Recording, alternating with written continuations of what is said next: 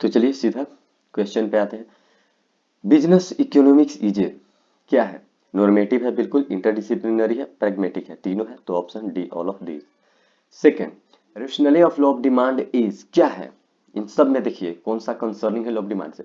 Price effect of falling price, बिल्कुल different usage होता है तो डिमांड इधर उधर होता है। और क्या है? Arrival of new consumers and D all of this, तो ऑल ऑफ दिस सबसे इंपैक्ट होता है लॉ ऑफ डिमांड। आगे आइए, methods of demand forecasting are survey of buyers intention, ये भी मेथड है, कलेक्टिव ओपिनियन, ये भी मेथड है, तो both A and B.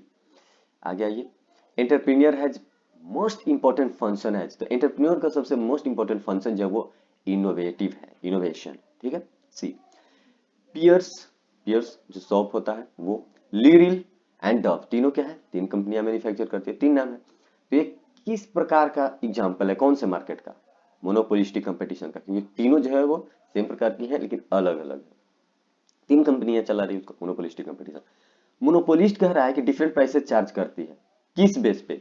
Different places पे, बिल्कुल डिफरेंट प्लेसेस पे, डिफरेंट यूजेस के आधार पे वो लोग डिफरेंट प्राइसेस चार्ज कर देते हैं। कभी कभी अलग अलग कंज्यूमर होते हैं, उनसे अलग अलग पैसे चार्ज कर देते हैं, तो डी एनी ऑफ दीज, किसी भी केसेस में ये जो है प्राइस डिस्क्रिमिनेशन कर सकती है। इन तीनों में से किसी को भी बेस अगर आप मानेंगे तो आपको पता चलेगा वो प्राइस डिफर कर सकती है। यहाँ पे सिंपल क्वेश्चन ये था कि डिफरेंट प्राइसेस जो वो चार्ज करती है, यानी कि प्राइस में जो वो भेदभाव करती है, वो किस बेसिस पे कर सकती है?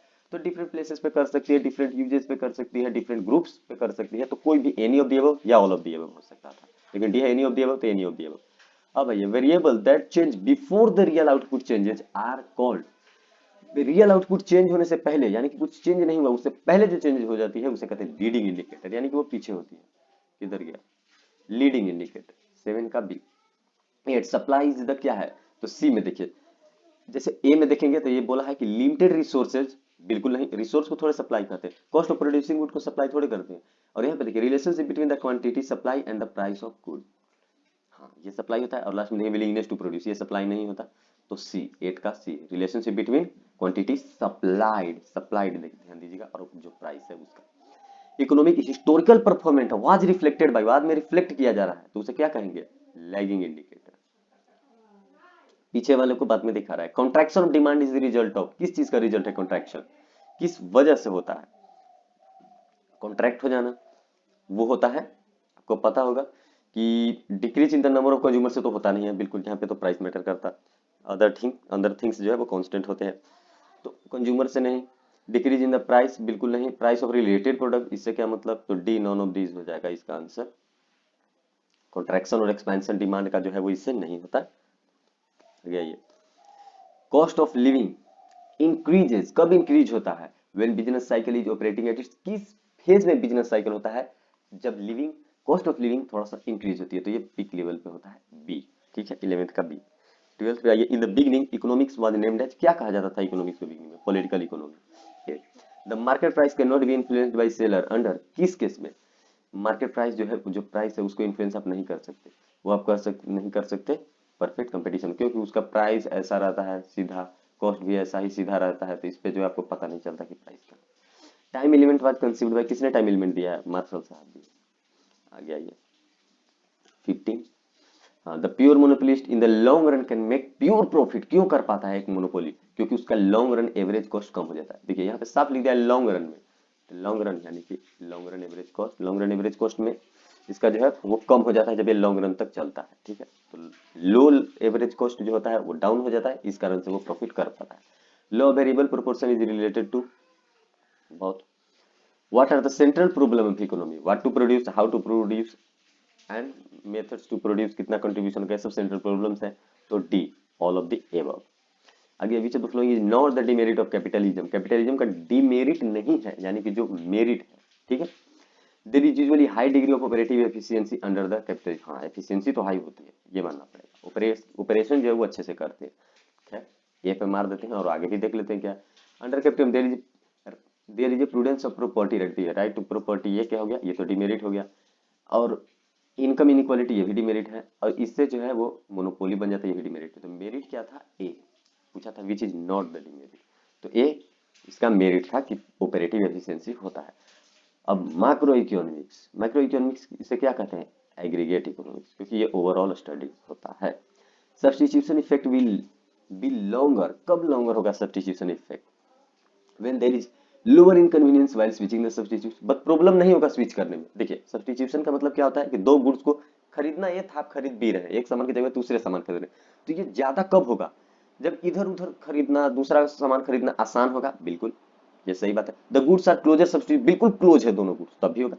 और कॉस्ट कम लग रहा है दोनों को बदलने में, तो ये डी जो है ना वो बता रहा है कि बिल्कुल करेक्ट आंसर है कि तभी स्ट्रांग होगा सब्स्टिट्यूशन। एक गुड्स को दूसरे गुड्स से आप तभी जो है वो अदला बदली कर सकते हैं जब उसमें कॉस्ट कम लगे, खर्चा कम लगे, दोनों क्लोज हो। ठीक है, अब देखिए which of the following is exception to the law of demand. Law of demand का एक्सेप्शन क्या है? आपको पता है लॉ ऑफ डिमांड का जो एक्सेप्शन है वो इनकम इफेक्ट है। Speculative goods, conspicuous goods, future expectation about the prices, income effect.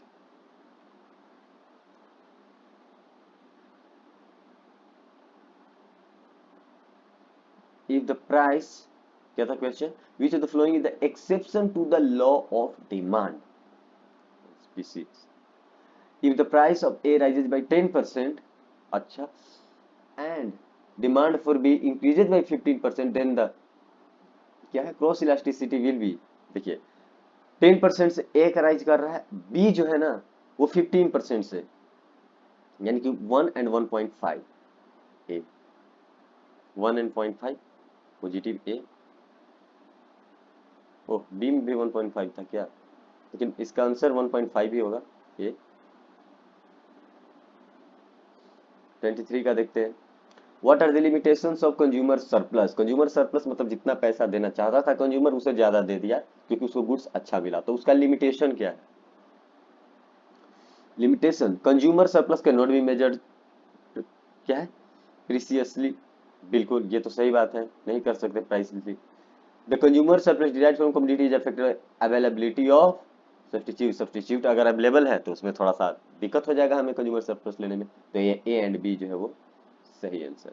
Major नहीं कर सकते और सब्स्टिट्यूट अवेलेबल रहता है तो ये कंज्यूमर सरप्लस की चांसेस कम हो जाती है। Which of the following is not the characteristic of land? Land का characteristic is passive in nature, हाँ ये तो है। इट हैज मल्टीपल यूजेज, बिल्कुल है। इट सप्लाई फिक्स्ड, हाँ तब तक फिक्स है जब तक आप इस पे काम करेंगे तभी सप्लाई मिलेगा, नहीं काम करेंगे थोड़े सप्लाई दे देगा land. It is active factor, क्या वो ऑलवेज एक्टिव होता है? नहीं, जब तक आप उसमें अपना एफर्ट नहीं लगाएंगे वो एक्टिव नहीं होता, तो डी जो है वो कैरेक्टरिस्टिक नहीं है, it is an active factor, ये गलत है। अकाउंटिंग कॉस्ट को और क्या कर सकते हैं हम लोग? एक्सप्लिसिट कॉस्ट कर सकते हैं। Vertical difference between TVC total variable cost and total cost is equal to, ये टीएफसी के बराबर होता है, टोटल फिक्स्ड कॉस्ट के बराबर होता है। ठीक है, क्यों? क्योंकि टोटल कॉस्ट में से टोटल वेरिएबल कॉस्ट बन आप हटा रहे हैं, तब जो टोटल कॉस्ट क्या किससे बनता है? वेरिएबल कॉस्ट और फिक्स्ड कॉस्ट, और जब वेरिएबल कॉस्ट हटा देंगे तो बचेगा क्या? Fixed cost. ओ, classification of market is made on the basis of, किस बेसिस पे? अरे भाई सब जियोग्राफिकल पे भी है, टाइम पे भी है, वॉल्यूम पे भी है, चारों के बेसिस पे है। D, how do monopoly arises? किस केसेस में आप देखते हैं कि मोनोपोली अराइज होती है? Strategic control over scarce resources, हाँ रिसोर्स कम है और उस पर कंट्रोल हो तो मोनोपोली अराइज हो जाएगा, बिल्कुल। Government granting exclusive rights to produce and sell good और सर्विसेज, बिल्कुल एक्सक्लूसिवली राइट दे रही है उसको ऐसा करने का। Stringent legal and regulatory requirements effectively discourages entry of, अब कोई एंट्री आ ही नहीं रहा है तो इससे भी मोनोपोली अराइज हो जाएगा, तो डी जो है वो कह रहा है कि इन तीनों केसेस में जो है मोनोपोली अराइज हो जाएगा। आगे, which of the following involve a trade off? Taking a nap, बिल्कुल। गोइंग टू यूनिवर्सिटी, हाँ ये भी है। Watching a football game on Saturday afternoon, ये सारे जो है वो इन्वॉल्व ट्रेड ऑफ, बिजनेस नहीं। डी, बिजनेस नहीं है। 30 में आइए, indifference curve of two substitute will be, कैसा होगा? दोनों सब्स्टिट्यूट है तो उनका इंडिफरेंस कर्व कैसा होगा? Straight line. स्ट्रेट लाइन इसलिए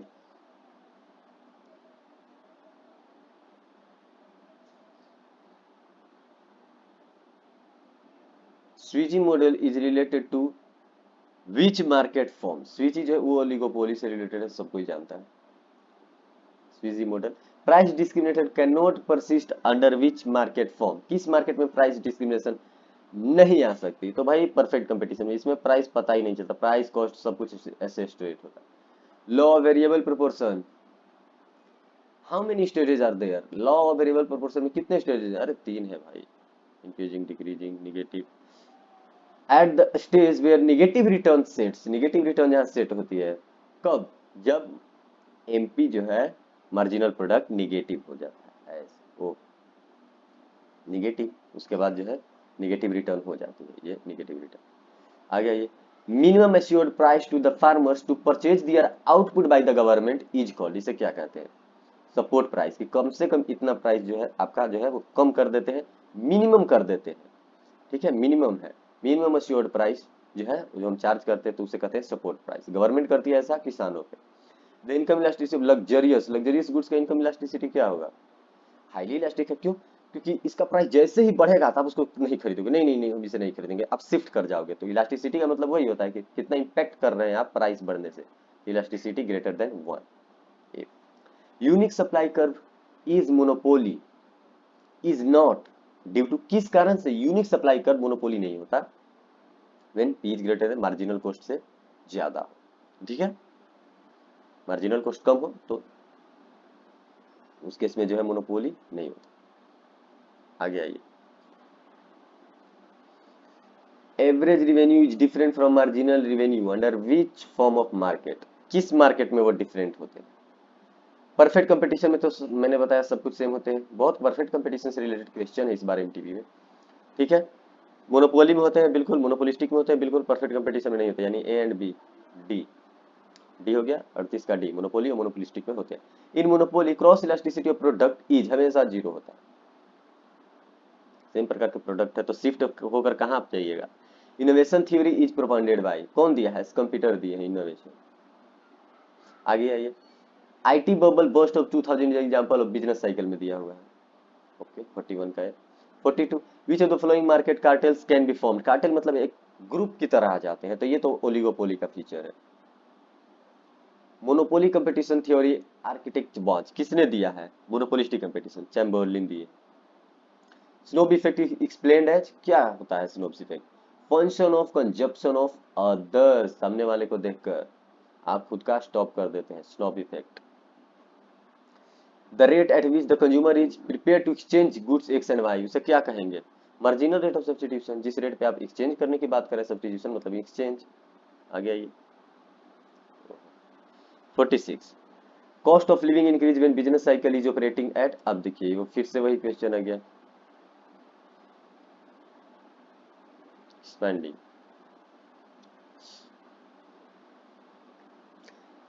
supply and stock are, supply and stock क्या है, ये दोनों डिफरेंट थिंग है, सेम थोड़े है, सप्लाई करते हैं आप गुड्स, जो सामान होता है उसको सप्लाई करते हैं बाहर जाना, और स्टॉक जो आपके गोडाउन में ऑलरेडी है, डिफरेंट है दोनों। Economic indicator required to predict the turning point of business cycle, जो टर्निंग पॉइंट को बताता है उसे क्या कहते हैं, तो भाई बहुत सारे हैं, एक कोइंसिडेंट है, लीडिंग इंडिकेटर है, लैगिंग इंडिकेटर, तीनों जो है वो तीनों इंडिकेटर है, तो d is the right answer.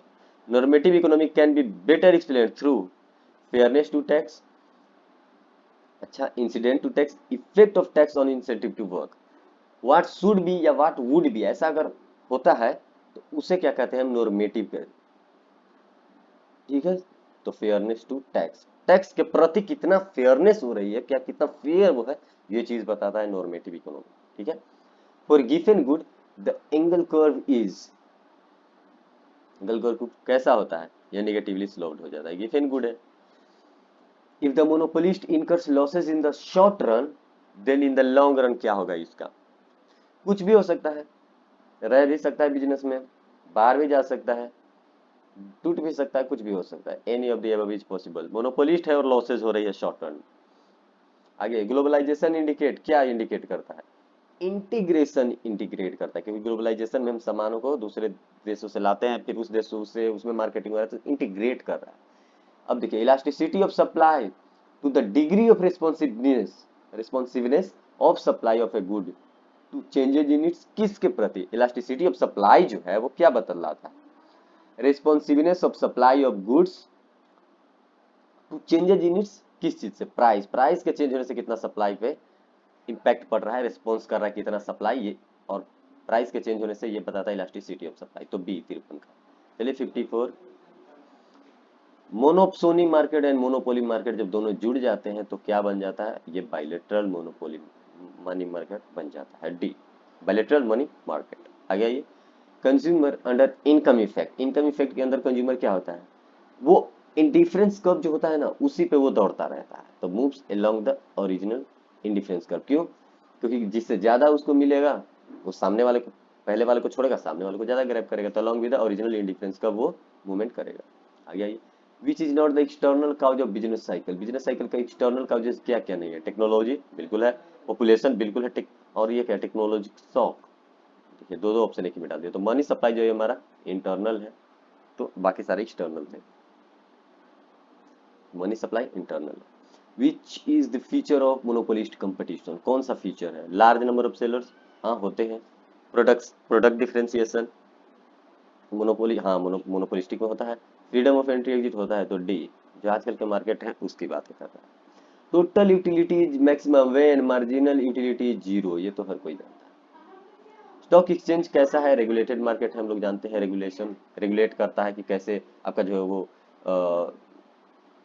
Shares इधर से उधर होंगे, रेगुलेटेड मार्केट है। Which of the flowing not a characteristic of monopolist competition. कौन सा जो है वो मोनोपोलिस्ट कंपटीशन का कैरेक्टरिस्टिक नहीं है, ठीक है। तो होमोजीनियस प्रोडक्ट ये तो मोनोपोली मार्केट में होता है, ठीक है, परफेक्ट कंपटीशन में होता है। आगे आइए, तो easy entry, is of entry into the industry, हाँ प्रोडक्ट डिफरेंशिएशन भी होता है, और लार्ज नंबर ऑफ सेलर्स भी होते हैं, तो होमोजेनियस प्रोडक्ट वाला जो सिस्टम है वो इसमें नहीं होता। अब आ जाइए बीसीके के सॉल्यूशन में, हो सकता है देखिए ऊपर क्या है कि एमटीपी के जो सॉल्यूशन है जो आईसीआई प्रोवाइड की है उसके बेसिस पर मैं बता रहा हूँ। अ कंपनी विच में be created for a future project, जो फ्यूचर प्रोजेक्ट के लिए कोई कंपनी क्रिएट की जाती है, उसमें कुछ इंटेलेक्चुअल प्रॉपर्टी रखे जाते हैं, एसेट रखे जाते हैं, तो उसे कहते हैं डोरमेंट कंपनी। ये आप लॉ में भी पढ़ेंगे। Which of the following not a correct statement. Correct statement कौन सा नहीं है, देखिए make in India company is example of political legal environment, जी नहीं, यहाँ पे गलत पूछ रहा है कि कौन सा गलत है, ये तो सही बात है। नहीं नहीं, क्या पूछा है, नॉट अ करेक्ट, गलत कौन है, ठीक है, तो ये मेक इन इंडिया कंपेन जो है वो पॉलिटिकल है, सरकार ही बनाई है। Changes in corporate tax is an example of political legal environment, हाँ। Increase in GDP, increase in GDP example of economic, हाँ इकोनॉमी पे इम्पैक्ट है इसका। Reliance Jio as a competition BSNL is an example of internal environment, जी नहीं। Reliance Jio as a competitor of BSNL external environment हो गया, क्योंकि कंपेटिटर्स जो है एक्सटर्नल होते हैं, हमारे कंट्रोल में नहीं होते, ये गलत चीज है, करेक्ट नहीं है, तो D. Which of the following not related to funds transfer in bank, fund transfer से नहीं रिलेटेड है, तो केवल which of the following not related to funds transfer in bank, RTGS, NEFT, IFSC, CRR and SLR, ये सब तो maintain करने की चीजें हैं, डी, ये रिलेटेड नहीं है फंड ट्रांसफर से। आगे देखिए, which of the following is not meant by liberalization. Liberalization का मतलब नहीं होता डाई, क्या है, डिस इन्वेस्टमेंट ऑफ पीएसयू। आगे आइए, high beta values stocks are, high beta value stocks क्या कहते हैं, less volatile, defensive, less volatile, more volatile. Vision, B a model corporate entity with social responsibility committed to energizing lives through sustainable development। ये किसका vision है, ये BPCL का vision. आगे ये which of the following not correct, कौन सा सही नहीं है, in bullish market prices of security increases, bullish market में प्राइसेस इंक्रीज करते हैं, हाँ बुल मार्केट में। Bearish market prices of security fall, बिल्कुल ये भी सही है, लेकिन गलत पूछ रहा है। In bearish market investors are optimistic, नहीं, बेरिश में जो है वो पेसिमिस्टिक होते हैं, तो सी रॉन्ग। आगे आते हैं 68, which of the following not strategic response to environment. Response नहीं है, एडमिनिस्ट्रेटिव है, कॉम्पिटिटिव है, कलेक्टिव, पॉलिटिकल रिस्पॉन्स। ये पॉलिटिकल रिस्पॉन्स जो है वो इन्वायरमेंट के प्रति नहीं है रिस्पॉन्स, ठीक है, एडमिनिस्ट्रेटिव रिस्पॉन्स है, कॉम्पिटिटिव भी होता है, कलेक्टिव भी होता है, पॉलिटिकल रिस्पॉन्स नहीं होता। ये इन्वायरमेंट के प्रति पूछा था, तो पॉलिटिकल रिस्पॉन्स नहीं होता। विच of the following is not regulatory institution, देखिए आरबीआई रेगुलेटरी है, आईआरडीआई से भी, ये एआरसी जो है वो नहीं है। आगे आता है which of the flowing sector prohibited under FDI, foreign direct investment से किसको रोक दिया गया है, एटॉमिक एनर्जी को। Maximum number of members in private 200 यहां तक अलाउड रहते हैं। Which bank provide digital service page app, page app कौन प्रोवाइड करता है, एचडीएफसी। विच इम्प्लाइज कॉन्ट्रेक्चुअल को ओनरशिप किसमें होती है, पार्टनरशिप में होती है, दो पार्टनर्स तो सभी के पास ownership. Emergence of strong new competitors in the industry किस चीज का एग्जांपल है? स्ट्रेंथ का, वीकनेस का, किस चीज का? थ्रेट का है। क्यों? एक्सटर्नल में दो ही चीजें आती है, थ्रेट और अपॉर्चुनिटी। ये दोनों एक्सटर्नल है और ये दोनों स्ट्रेंथ वीकनेस इंटरनल है। तो सामने से अगर प्रॉब्लम हो रहा है कंपटीटर के आने से तो वो क्या हो गया? Threat, D. चलिए 74 का 75 देखिए, रेगुलेशन ऑफ फॉरेक्स ट्रांजेक्शन कौन करता है? फॉरेक्स को आरबीआई ही करता है, तो ए ही ऑप्शन हो जाएगा। 76 में आता है 76, monetary policy does not concentrate upon, किस पे कंसंट्रेट नहीं करते? डिस्पोजेबल इनकम पे। उसका इस इन तीनों पे जो है कंसंट्रेशन होता है। इंटरेस्ट रेट पे कितना होगा, क्रेडिट कंट्रोल कैसे, लिक्विडिटी कितना मेंटेन करना है, लेकिन डिस्पोजेबल इनकम से उनको कोई लेना देना नहीं होता। चलिए, which of the following is the correct statement, कौन सा करेक्ट स्टेटमेंट है? एफडीआई क्या है? FII have strong speculative effect in stock market, ये जो है वो करेक्ट स्टेटमेंट है। FDI has strong speculative effect, बिल्कुल ये गलत है। FDI is also called a portfolio, ये भी गलत है। एफडीआई शॉर्ट टर्म नहीं, ये तो लॉन्ग टर्म होता है। तो बी जो है वो सही स्टेटमेंट था कि एफआईआई जो है, ये देखिए तीनों को एफडीआई एफडीआई एफडीआई तीनों गलत लिखा है। तो एफआईआई के बारे में जो सही लिखा है कि इसके पास स्ट्रॉन्ग स्पेकुलेटिव इफेक्ट होता है, तो ये सही बात है। तो 77 का बी। आइए 78, कंसोलिडेशन किसे कहते हैं? भाई कंसोलिडेशन हम उसे ही कहते हैं जब दो और से ज्यादा एंटिटीज जुड़ जाती है और एसेट्स जो है वो एक दूसरे में ट्रांसफर कर लेती है। तो कॉम्बिनेशन ऑफ टू और मोर entities that occurs when the entities transfer all their net assets and create a new entity for that purpose, तो उसे भी कंसोलिडेशन कहते हैं। कंसोलिडेशन, मर्जर, ये सब आगे आप पढ़ेंगे। आगे आइए, विच of the following not true about LLP के बारे में सही बात नहीं है? सेपरेट लीगल एंटिटी है, बिल्कुल है। इनकॉर्पोरेशन नॉट मैंडेटरी, देखिए इनकॉर्पोरेशन यहाँ पे मैंडेटरी हो जाता है किसमें? एलएलपी में। तो ये जो है बात लिखा हुआ है वो गलत लिखा हुआ है, बी। गलत पूछ रहा था। Which of the following is not a part of internal environment of a business organization, यानी कि सारे जो है वो ये कौन से ऐसे हैं जो इंटरनल पार्ट नहीं है? लेबर यूनियन हमारा इंटरनल है, कॉर्पोरेट कल्चर हमारा है, ऑर्गेनाइजेशनल स्ट्रक्चर हम डिसाइड करते हैं, लेकिन कस्टमर्स को हम नहीं डिसाइड कर सकते कि कस्टमर क्या है। उसको हम लोग इंटरनल इन्वायरमेंट में, एक्सटर्नल इन्वायरमेंट में काम करते हैं।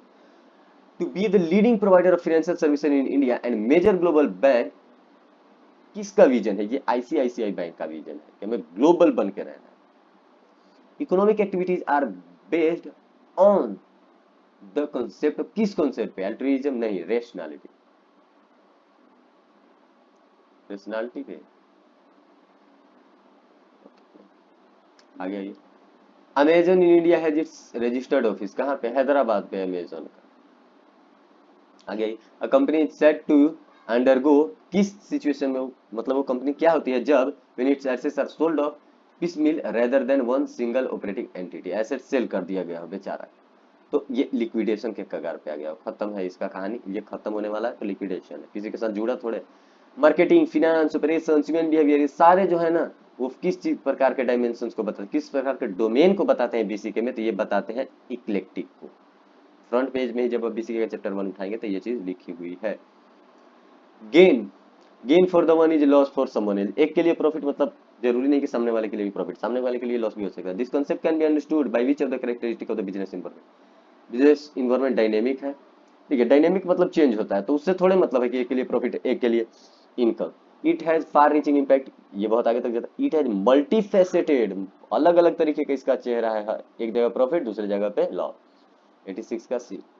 Indian LPG is the product of which enterprise, किस इंटरप्राइज का? आईओसीएल का है, इसी का प्रोडक्ट है इंडियन एलपीजी। आगे for business inflation as an indicator of policy shall be most detrimental if, कब डिटरमाइन किया जाएगा? जब it is extremely low, inflation की बात कर रहा है। Which of the following is not a function of RBI? RBI का फंक्शन प्रमोशन ऑफ बैंकिंग है और क्या है? Collection of foreign institutional data, नहीं ये नहीं है उसका फंक्शन। बैंक टू द गवर्नमेंट बिल्कुल है ये। तो which was not funding, NABARD, NABARD को फंड भी करता, तो ये सब फीचर्स नहीं थे, वो वाला फीचर्स था। The exchange rate of a country is, कैसी होनी चाहिए? नंबर ऑफ यूनिट्स, उसे क्या कहते हैं? मतलब एक्सचेंज रेट ऑफ कंट्री को कैसे डिफाइन कर सकते थे? Number of units of A given currency that can be purchase for one unit of another currency, another currency के वैल्यू में दूसरा करेंसी, ये जो है exchange rate of a country कहलाती है। ए में ही मिल गया। यहाँ पे तो बोनस, इक्विटी, डिविडेंड, पता नहीं क्या क्या बात कर दिया, करंट रेशियो, ये सब तो होता ही नहीं है। Which the following is not a feature of private company? There is no restriction on transfer of shares, क्या ये फीचर है? नहीं, ये फीचर नहीं है। There is no restriction on transfer of share, यहाँ पे जो है वो रिस्ट्रिक्शन होता है प्राइवेट कंपनी में, और यहाँ पे लिख दिया कि दिस इज नॉट। तो फीचर्स जो नहीं है वो यही है कि देयर आर नो रेस्ट्रिक्शन, क्योंकि मिनिमम तो 2 डायरेक्टर चाहिए। प्राइवेट कंपनी के जो है वो कमिटी ये सबसे मतलब नहीं है। It can start business upon incorporation, सारे जो है फीचर्स होते हैं, लेकिन ये फीचर्स नहीं है। क्यों? क्योंकि उसका फीचर से रेस्ट्रिक्शन लगाना, लेकिन यहाँ पे लिखा है कि नो रेस्ट्रिक्शन। तो a strategic response where business are very passive in their behaviour, passive है तो ये लीस्ट रेसिस्टेंस हो गया। ठीक है, 92 93 ये क्या कहता है? Where is the India's only port led multi product SEZ SEZ, ये कहाँ पे है? ये मुंद्रा पे।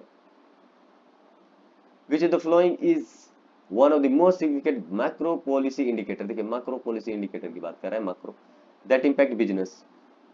क्या है? वो है टैक्स रेट। ट्रेड से में लेना देना, इंटरनेशनल ट्रेड है, टैक्स रेट। आगे आइए, इंडिकेटर की बात कर रहा था, आगे आइए। RBI role does not include, क्या आरबीआई नहीं करता? लीगल स्टेबिलिटी, बिल्कुल नहीं करता। Dividing consumers into group based on different consumers correct, जैसे कंज्यूमर है उस तरीके का मार्केट का डिवाइड कर दिए और उनको हम डिलीवर कर रहे हैं सामान, और एडवर्टीजमेंट भी उसी अनुसार से कर रहे हैं। तो ऐसे मार्केट को क्या कहते हैं? इसे कहते हैं मार्केट सेगमेंटेशन। मार्केट को अलग अलग डिवाइड कर दिए सेगमेंट में, और फिर वहां पे हम देख रहे हैं कि कहाँ पे किस चीज की जरूरत है। ठीक है, जैसे एडवर्टीजमेंट करना हो ये सब। 97 विच of the flowing not an economic activity, कौन सा इकोनॉमिक एक्टिविटी नहीं है? मतलब जिसमें प्रॉफिट ना हो रहा हो। तो ईटिंग फूड एट रेस्टोरेंट, इससे तो प्रॉफिट हो रहा होगा, किसी को बिजनेस वालों को तो होगा ना। Selling food at subsidize prices, बिल्कुल इससे भी प्रॉफिट हो रहा है, एक प्राइस पे बेच ही रहे हैं। कुछ making cloth material for retail, retail market के लिए आप क्लॉथ बना रहे हैं, ये भी आप प्रॉफिट के लिए कर रहे हैं। लेकिन cleaning the road in front of your house, अब बाहर निकल के झाड़ू लगा रहे हैं, क्या आप प्रॉफिट के लिए कर रहे हैं? नहीं, तो ये डी।